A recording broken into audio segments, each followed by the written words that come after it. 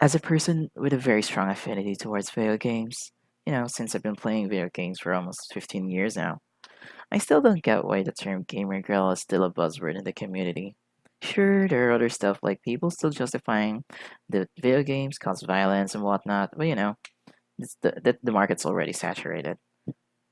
Like, I get it. Gamers are known to be predominantly greasy, least charismatic, basement dwelling males as the media would often depict them. Though joke's on them because people can make money out of playing video games now.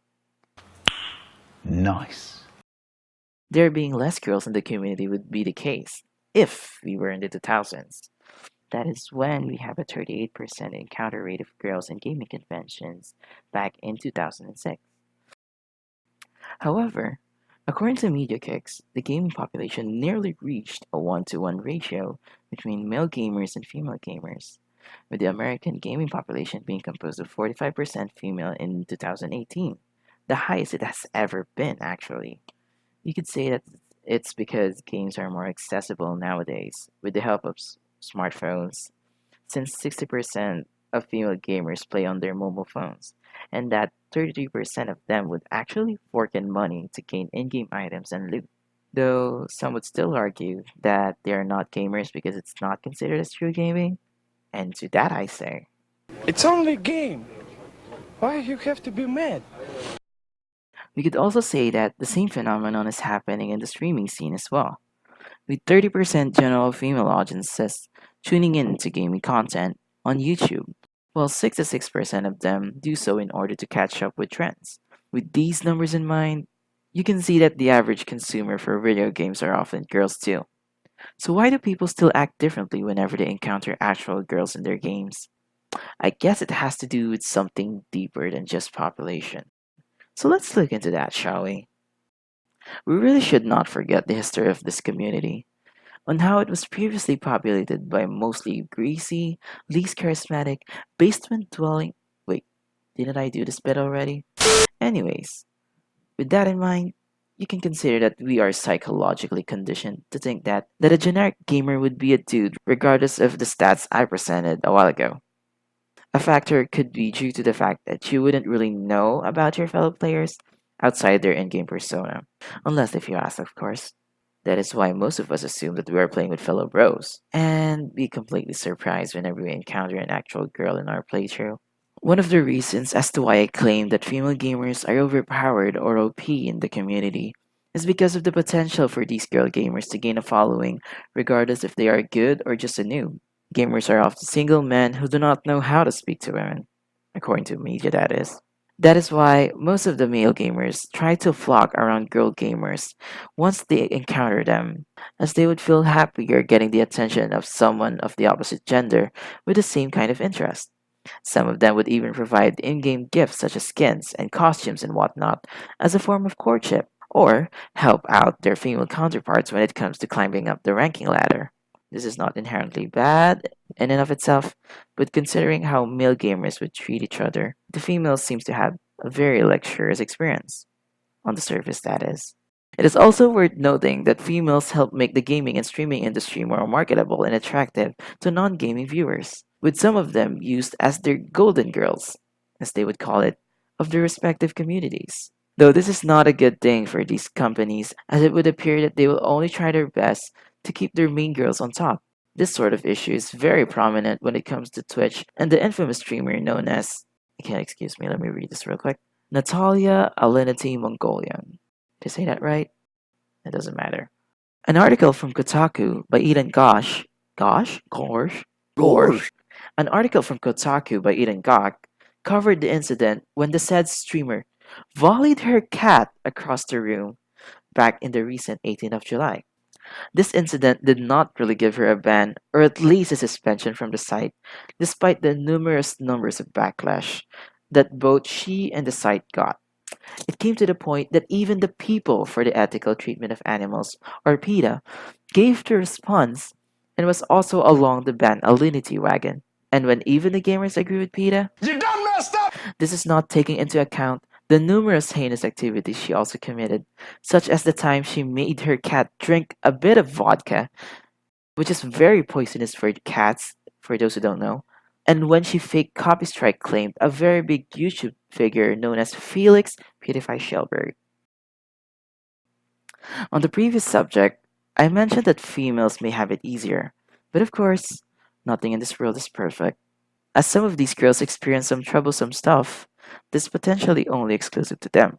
Some female gamers don't necessarily flaunt the fact that they are girls whenever they play, because most of them just try to make the most of the experience and just enjoy the game like any other gamer would.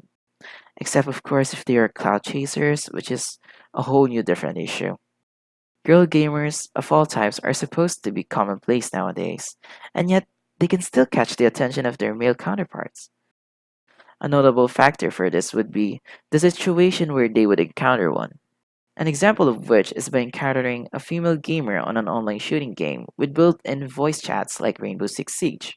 With the game being played by mostly male gamers, it would be to no surprise that quite a majority of them would react differently once they heard a girl's voice through their speakers. They would not react the same way, however, if they found out that the only games she knows how to play are the match 3 types such as Candy Crush. This shows that this reaction was not only solely because they found out that the girl was into gaming, but was also into genres targeted to the male demographic. I've watched a series of videos by Spontaneous called Oh My God, a Girl, where she compiles her somewhat comedic experiences as she played Rainbow Six Siege with voice chat on, which is basically something like this. Okay, guys, I think they placed the bomb in the second floor. Should I try flanking from behind and you guys go through the front? Wait, is that? You think? Dude, I think I actually think it's actually real game. Finally, dude! Come on, serious? I've never seen one. Yes. Finally, Damn, I didn't know fucking girls. Stop playing Rainbow Six and go back to cleaning the dishes. Dude, I know, right? Another girl, dude. See, I know females play this game. I can use this as a basis for what girls potentially experience when playing multiplayer video games. Once these girls has caught the attention of their male counterparts, whether they intended to or not, they might get a following of predominantly single male gamers added to their internet cloud, regardless of whether or not they are skilled at the game. They would constantly try to get their attention, attempt to get her to add them on their friend list, or even share contacts on their other mediums such as Snapchat or Instagram. They would also get quite sexist remarks and harassment. Even though some are lighthearted and are done for the meme, I can see why girls don't like revealing the fact that they play video games. This is not limited to the game though, as this type of harassment is evident when it comes to Twitch streamers as well. According to the stats shown in Stream Hatchet, female streamers would get low viewership compared to their male counterparts, and yet have relatively high follower count. It may be because most of their viewers are in it for the eye candy and physical attributes, not for the personality and gameplay. The majority of their male audience might only care about how much cleavage they are showing, or how much the streamer is flaunting their assets, and then move to the next streamer once they had their fill. It is also worth noting that according to those same statistics presented by Stream Hatchet, only a few of the top female streamers post actual gaming content. If you try to look at the common words that appear in the chat logs of popular female Twitch streamers, you would encounter words such as boobs, tits, and show. I might still use the same defense that they might be doing it just for fun or for the meme. It still doesn't change the fact that it might be taken in the wrong way and may still be offensive and considered to be harassment. Um, I guess a somewhat personal experience I could share was when I went to an internet cafe with a female friend to play some League of Legends with. Now, my friend is relatively attractive. It's not actually surprising that people would flock around her to watch her play, even though I'm the one carrying, just saying. I'm not salty, you are.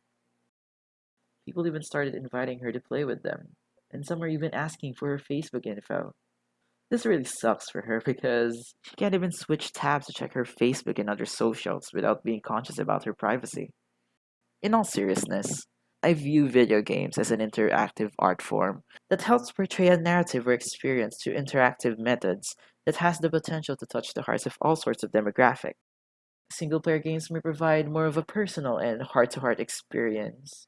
It is through multiplayer games that we get the full experience alongside the community. That is why it is important for me to make sure that everyone is not treated badly or unfairly because of circumstances or identity.